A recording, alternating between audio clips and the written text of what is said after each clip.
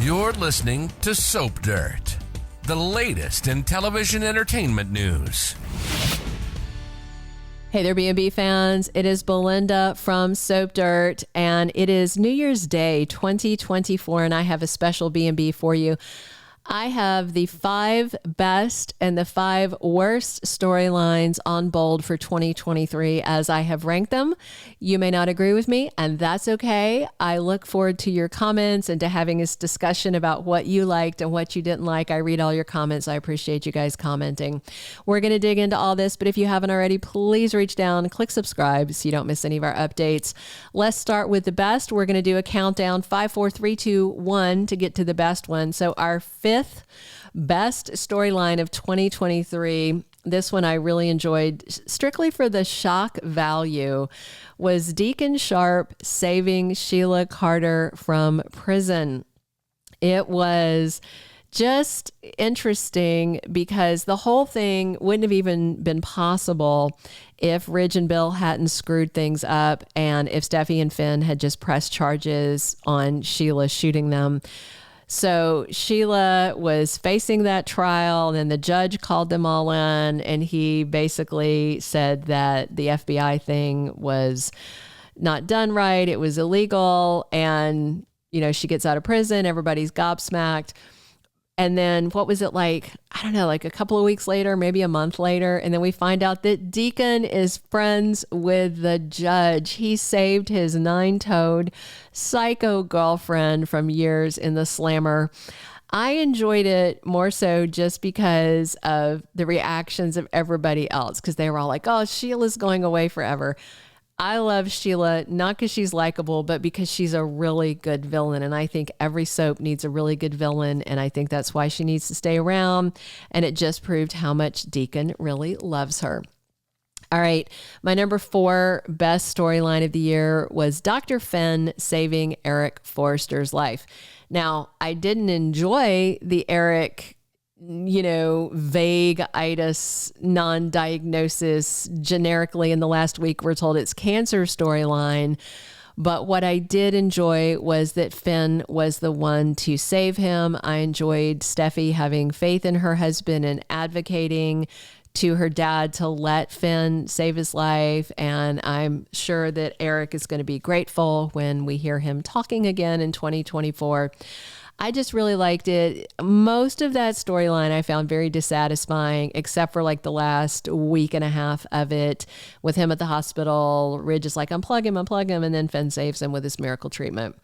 And I also know that's why they didn't give us a specific diagnosis, because they didn't want actual cancer patients and families of cancer patients raging at them when they've invented a miracle cure. But the problem was, by not giving him an actual, tangible, recognizable illness, is that they shortchanged viewers and they made it very difficult to invest in the storyline. But still, Finn saving his life, I did like. All right, my number 3 favorite storyline was another hospital storyline from the year. And that was Li Finnegan standing there and letting Sheila Carter flatline. I have enjoyed Li's hatred for Sheila so much. I don't like Li's hatred for her sister or her niece. I think that's pretty petty. But Li standing there and watching Sheila flatline with that heart attack was gold. It was soap opera gold. The nurse is standing there with the paddles. Li's like, nah. And then Finn coming in to save her, was fun. And then Li's following that up with telling Finn, get rid of her for good. I'm still confident if Li had half the chance, she'd kill Sheila. And I love that. And I think it's pretty fun. My number 2 favorite storyline from 2023 was Thomas getting with Hope in a functional and healthy way. I mean, it's been kind of weird because Hope just decided that she had the hots for him, but they have had a genuine romance. She still hasn't said she loves him. He kind of jumped the shark by proposing on Thursday's episode. Way too soon, dude. And I think that's because Bold and the Beautiful is about to dismantle their relationship in an epic fashion. Nonetheless, in 2023, I really liked seeing them together. I liked them sharing their feelings for each other, them being so frank and honest and supportive of each other. coming out of the past where he was so obsessed with her and went to extremes to win her, this romance felt sweet and genuine, and Hope's in control of it, so we know she's not being gaslit or controlled. I really enjoyed it. I feel like in 2024, not going to enjoy it so much, but I did enjoy it in 2023. And my favorite plot, my favorite thing from 2023, number one, is Hope Logan and her attitude with Liam Spencer.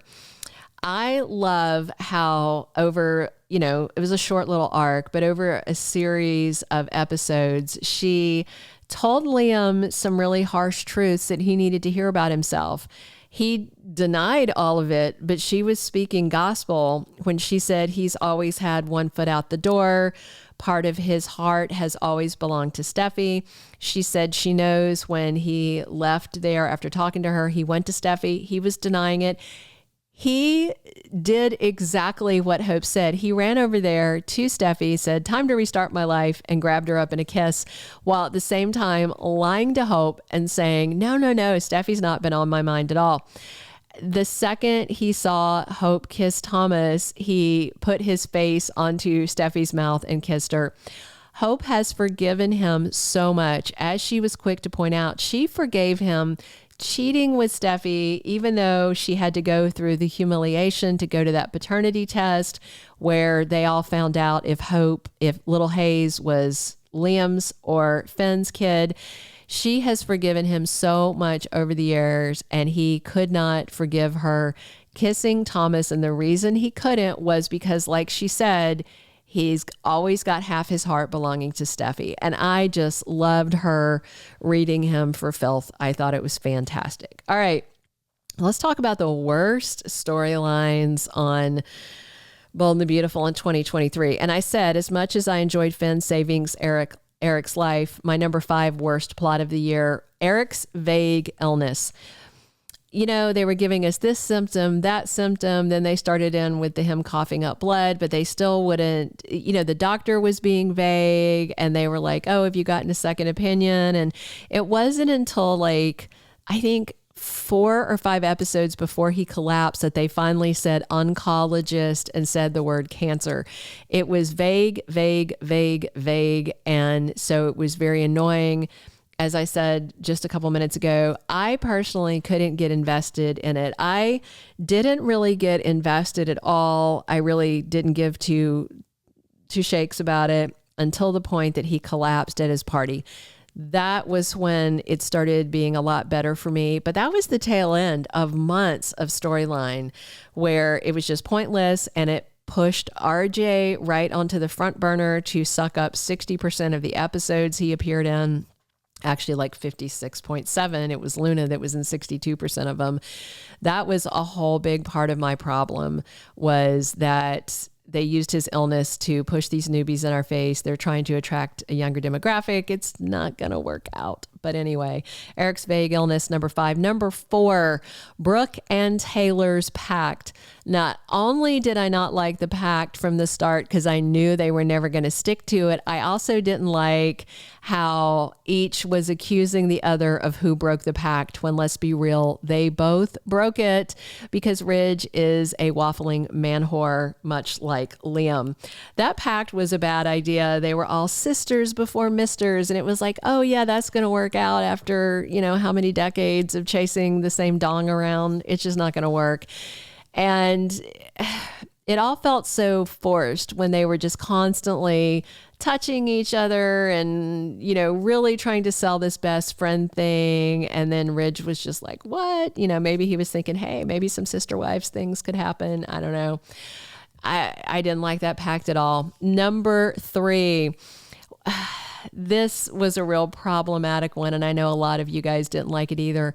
Finn getting close to Sheila. Him showing up at the prison and hugging her, and then him hugging her at the courthouse when Deacon got her loose, and then Liam videoing it. I hated all that. I hate the fact that Finn is referring to her as his mother. No, Finn, that is not your mother. Li Finnegan is your mother. She raised you. Sheila was the person who got knocked up boning your dad while cheating on your mom. Yeah, the whole Finn and Sheila thing really bothers me.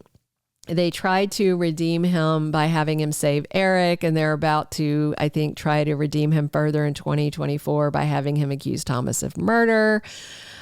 But yeah, so while I did rank Finn as one of my favorites with him saving Eric, I also rate him as one of my worst because of the Sheila thing. My number 2 least favorite plot, Liam Spencer targeting Steffi and Finn. I mean, he is bordering on Thomas's former obsessive, creepy territory. It was bad enough when he was standing outside of Hope's cabin watching her and Thomas make out, but he has basically vowed that he will be married to Steffi again. He's going to get her away from Finn. He wants to mess with them. He's over there trying to kiss her. He is constantly dredging Sheila up, which Finn cannot help who his biological mother is. He doesn't have to call her mom, and he doesn't have to hug her or invite her over or put her on the family Christmas card. But I think what Liam is doing is very unfair, and it's creepy, and he needs to stop walking in their house. I said on our Christmas wish list that I thought Steffi should get new locks on the door for Christmas to keep Liam out. I hated him targeting them in 2023. And if it happens again in 2024, I'm probably going to hate it again. But by far, there is one storyline that stands out as the biggest, suckiest waste of airtime on Bold and the Beautiful in 2023. And that was the low rent FBI fiasco with Ridge and Bill that freed Sheila. I mean, they had Sheila dead to rights for shooting Finn, shooting Steffi. That's 2 counts of attempted murder. Plus, she ran Li Finnegan off the road. They could have nailed her to the wall.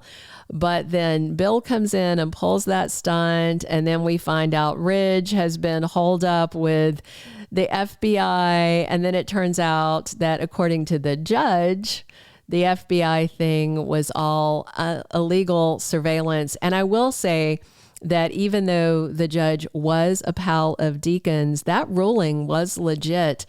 You can get a warrant to do surveillance on someone when you suspect them of a specific crime, and then you can justify to the court that we need surveillance to get, confession or evidence or whatever. But you have to know the specific crime. What they were doing, Ridge and Bill and that FBI dude, they were shopping for a crime. They were listening to everything, hoping to find a crime to prosecute her for. So yeah, it was illegal surveillance. It was all stupid. Bill banging her was stupid. I thought it was funny that Sheila said he was pretty lackluster in the bedroom, but he was still in there trying. It was so gross. That's why I ranked them as one of the worst couples of 2023 as well. All right, that's it. That's my best and worst of 2023 on Bold and the Beautiful. Definitely drop your comments, because I'm sure you guys are going to have opinions that may not coincide with mine, and I want to hear what your best and worst were. I read all your comments. I love all your comments. So definitely drop those and come back soon. We are here talking bold 7 days a week. Please click subscribe if you haven't. And as always, I'm your host, Belynda from Soap Dirt. Thank you for being a loyal listener. Follow us wherever you get your podcast, because you don't want to miss the next episode. Soap Dirt is on all the major podcast platforms, including Apple Podcast, Spotify, iHeartRadio, and more.